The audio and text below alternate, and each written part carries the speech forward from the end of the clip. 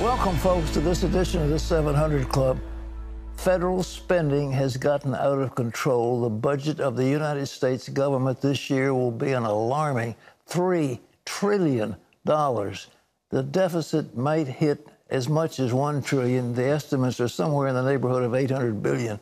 But it is unbelievable what is happening to our nation. We are squandering the patrimony of our young people, and the wasteful spending has got to stop. CBN's Jenna Browder reports on the extravagant spending in Washington. The Treasury Department estimates federal deficit spending will exceed $1 trillion by the end of the 2019 fiscal year. One watchdog group says a lot of that has to do with earmarks, an old tactic some had thought went away. The 2019 Pig Book shows that Congress still has pork barrel fever, and their only prescription has been more earmarks. The report, put out this week by Citizens Against Government Waste, exposes 282 earmarks in fiscal year 2019, costing taxpayers some $15 billion, more than a 20% increase from the previous year, despite the fact that earmarks were banned in 2011. The increase in pork barrel spending has occurred behind closed doors and hidden from taxpayers. And some of its findings are, well, head-scratching. For example, $1.8 billion earmarked for military fighter planes that are 8 years behind schedule and double the original cost.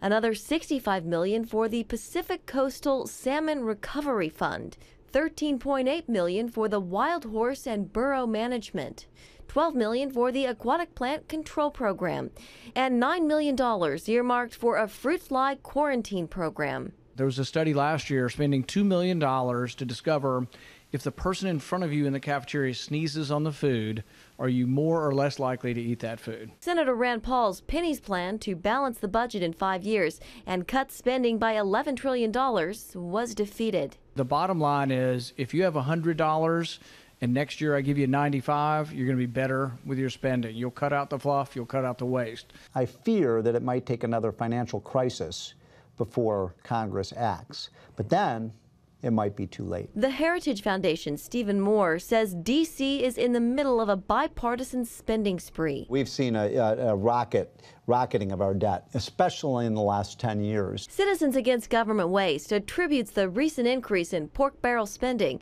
to the 2018 passage of the Bipartisan Budget Act, which obliterated 2011 spending restraints. Like my mama used to say, she's in heaven, but I can hear her saying, baby, if you got it, doesn't mean you got to spend it. And I'm afraid we don't have it, and we're still spending it. These lawmakers say it's up to you to hold all of them accountable and to check out your representative's score. If it's less than stellar, consider voting them out and next time at the ballot box. In Washington, Jenna Browder, CBN News. Folks, I hate to sound like a broken record, but I want to emphasize the fact that the United States enjoys a preferred status. We have what is called a reserve currency. The United States currency, the dollar, is the reserve for all the other currencies in the world. And they play off of it in relation to their own budgets. If we lose our reserve currency status and the Chinese renminbi or the yen or some kind of a gold basket of currency-backed fund takes over, then we are going to be faced with a tremendous crisis because we can no longer print money with impunity. We do it now, and there's no real consequence because we continue to print the dollars and the other people continue to take them. But the time will come, and it's not too far down the road, when they stop taking them, and there will be a financial disaster that will hit our country. So, but for some reason, those people in Washington just don't get it. Well, maybe they do, because no person ever got reelected because he was spending too much to help his constituents. They only get taken out of office when they cut back benefits that the people are demanding. Well, there's something happening in the in the Gulf of Oman and near the Straits of Hormuz. 2 tankers are in distress in those waters off Iran, and some believe the Islamic Republic is responsible. John Jessup has more on that. Thanks, Pat. Ships from the Fifth Fleet rushed to assist two oil tankers reportedly attacked Thursday morning. It happened in the Gulf of Oman off the Iranian coast near the Strait of Hormuz. One of the ships is on fire and drifting after an onboard explosion. The other suffered damage to its hull. According to Japan's trade minister, one of the ships was carrying Japanese-related cargo. The crew from both vessels were evacuated. This incident coming just weeks after an attack on 4 oil tankers in the region. U.S. officials say Iran was behind those attacks. Oil prices are already surging after this morning's incident. This all comes amid escalating tension between the United States and Iran. Wednesday, Japanese Prime Minister Shinzo Abe met with Iran's leaders on a diplomatic mission to try to open a dialogue between the United States and Iran. Supreme Leader Ayatollah Khamenei reportedly told Abe Trump is not, quote, deserving of any exchange of messages, and later adding that America could not do anything if the Islamic regime decided to make nuclear weapons. Well, Iranian-backed Hezbollah terrorists in Lebanon have more than 120,000 missiles pointed at Israel. A less visible weapon is a network of attack tunnels running underneath the northern border. Israel just discovered one of the most significant tunnels to date and took CBN News on a rare look inside. Here's Middle East Bureau Chief Chris Mitchell. This is Zarit, a small agricultural community of 250 residents on the Israel-Lebanon border. Above ground, it's quiet and peaceful, but underground, Hezbollah was planning for death and destruction. We're standing in the tunnel right now and just a few feet from the Lebanese border. This tunnel is called Ramia, named after the village where the tunnel began. It was the most difficult for the IDF to discover. It's also the longest and the deepest, the equivalent of a 22-story building built underground. You can see the wind shear on the wall over there, electricity, communications, lighting, and there's a phone that was actually connected for the first day when we exposed the tunnel. The wire was still live. One of our guys jokingly picked it up and asked for anybody to answer on the other side. There was no answer. The workmanship you see here is all done by Hezbollah. This tunnel took years to construct and millions of dollars to build, much of it supplied by Iran. You can see the remains of a rail system that Hezbollah had in place, which is what they used in order to bring equipment up, basically, and also to take all of the debris and rocks and shift it out of the tunnel. This would attach to an electric drill, power drill, that would drill like this, and once it got to the end of the cup itself, they would just pull it out, knock the piece of rock off, and then shift that piece of rock back. The size of this tunnel is impressive. It's large enough where hundreds of Hezbollah commandos could have come into Israel with the goal to kidnap or kill. Where we're standing now, you can see behind me, is the last and the highest point that this Hezbollah tunnel got. As you can see, it's only a few meters from ground level. This is the entrance Israel opened into the tunnel. IDF spokesman Lieutenant Colonel Jonathan Conricus told us the tunnel runs almost a mile long and was nearly operational. Operational in the sense of Hezbollah actually having the ability to break out and then to run to the nearest Israeli community. There are 2 communities here nearby, less than 6 minutes running distance from where we are now. Tunnel warfare expert Daphne Richmond Barak says the value of this type of warfare is priceless for Hezbollah. The potential reward is a major one if only it succeeds, because it neutralizes the technological advantage of the Israeli army. For now, Conricus believes they have found and rendered all the border tunnels useless, either by destroying or filling them with cement. That doesn't mean that we have, even for 1 second, let down our guard and have stopped looking. In the meantime, this massive tunnel represents the persistent determination of Hezbollah to destroy Israel and the IDF's vigilance to stop one of Israel's greatest enemies. Chris Mitchell, CBN News, on the Israeli-Lebanese border. Thanks for that report, Chris. Pat, back to you. Just imagine living under that kind of a threat daily. The Israelis always have to be vigilant because their enemies are always surrounding them, trying to destroy them. The idea of a so-called peaceful solution seems to be so far distant.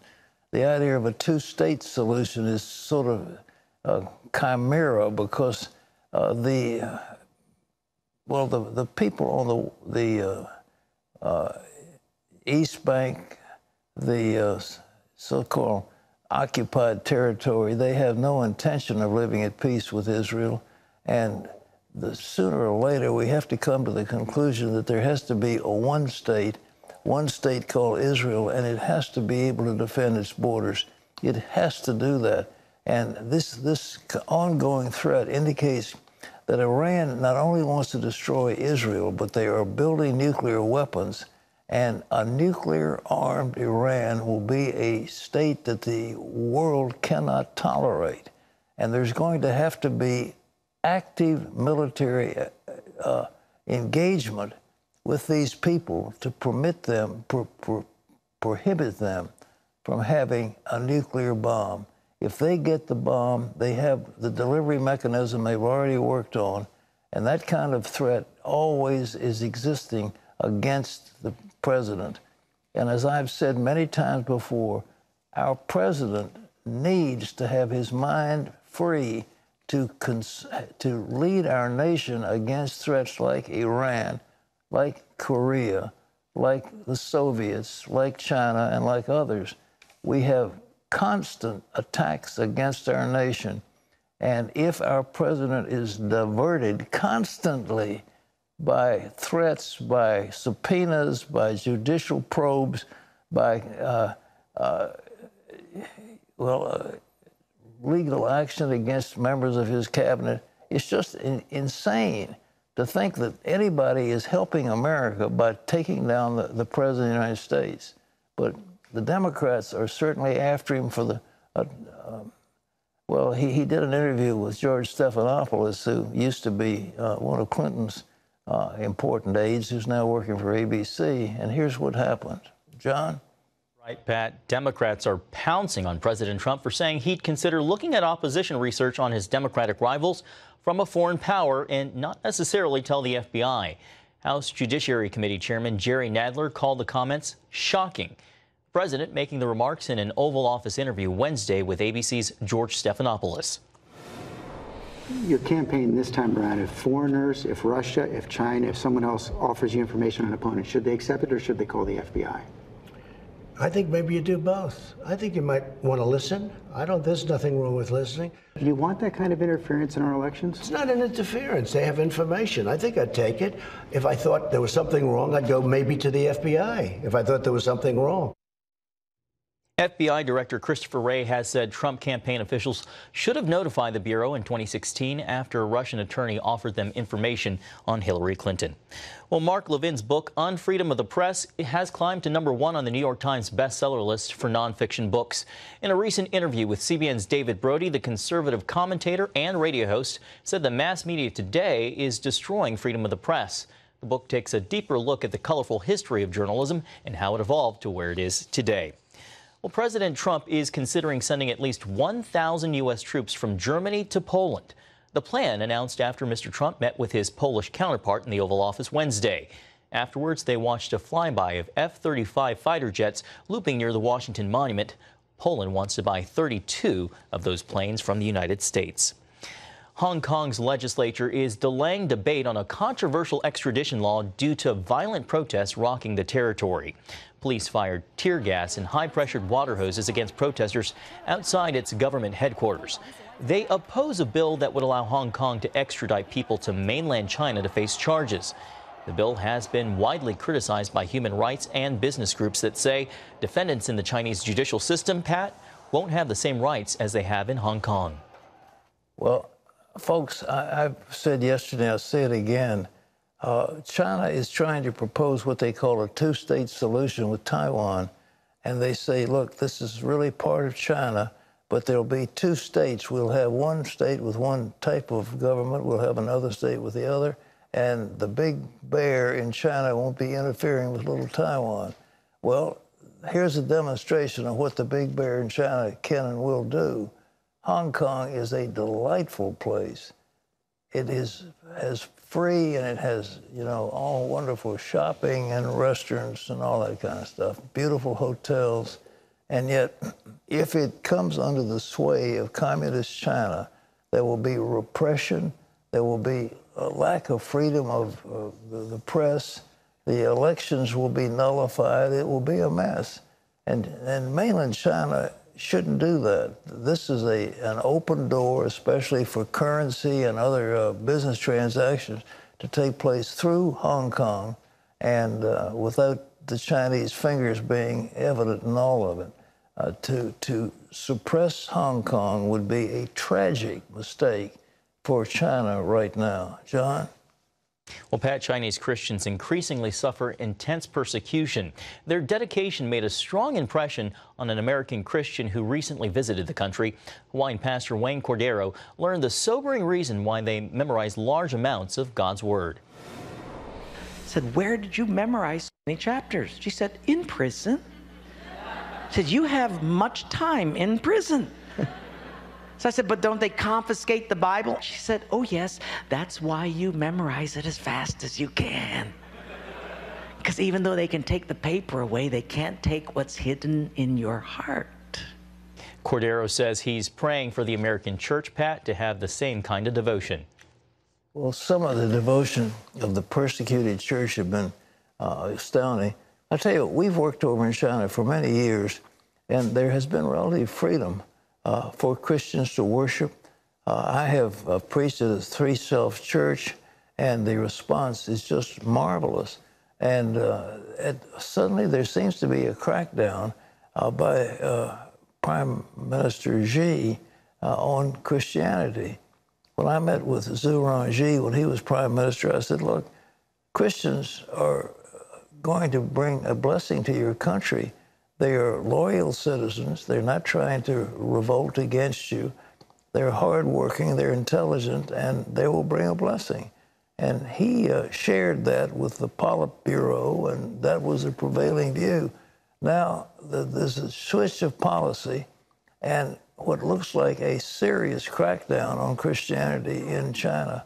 So we should pray for our beleaguered friends, but realize that their faith is so strong. Their stand against persecution is so exemplary. All of us would be wise to follow their example of how true Christianity is working.